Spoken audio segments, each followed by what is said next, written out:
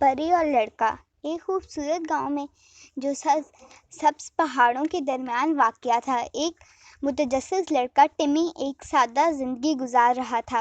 ایک دھوپ بھری دوپہر میں جو قریبی جنگل کے سیر کر رہا تھا، ٹمی ایک پوشیدہ چاندری میں پہنچا۔ جنگلی پھولوں کے درمیان ایک نازک پری لونا ایک اسٹول پر بیٹھی تھی۔ اس کے پروں کی چمک ستاروں کی طرح تھی۔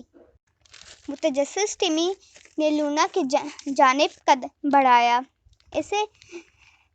اس نے ڈرے بغیر، اس کی حیرت کی بات یہ تھی کہ لونا نے اس کی گرم جوشی سے سلام کیا۔ ہیلو نوجوان ماہم جو، تم ہمیں اس جادوئی جنگل میں کس چیز کی تلاش میں آئے ہو؟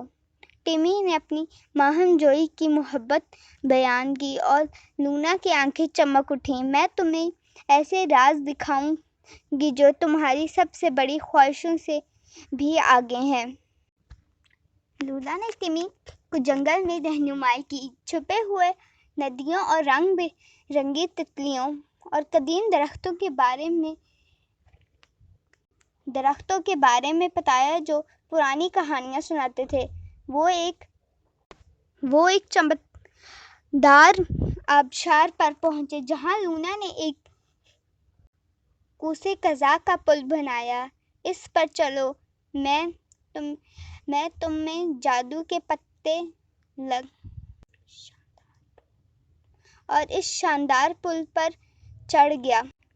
دوسری طرف پہنچ کر ٹمی نے خود کو سرسبز میدان میں پایا جہاں چھوٹے جگنو لیمپ کی طرح رقص کر رہے تھے۔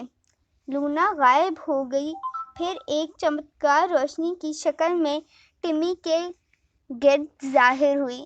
آنکھیں بند کرو، گہری سانس لو اور قدرت کی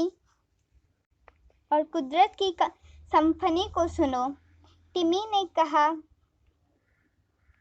مان لیا اور جنگل کی سرگوشیوں ایک آسمانی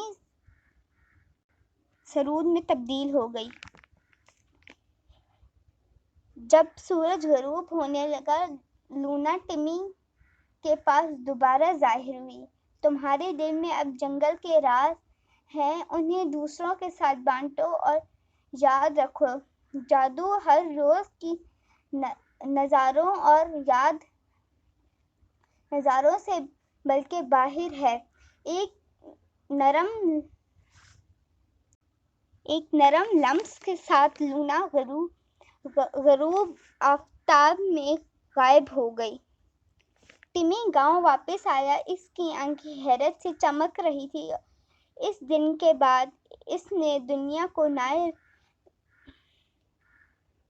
نظارے سے دیکھنا شروع کر دیا۔ لونا اور جادوئی جنگل کی کہانیاں پھیلیں۔ جیسے ہی رات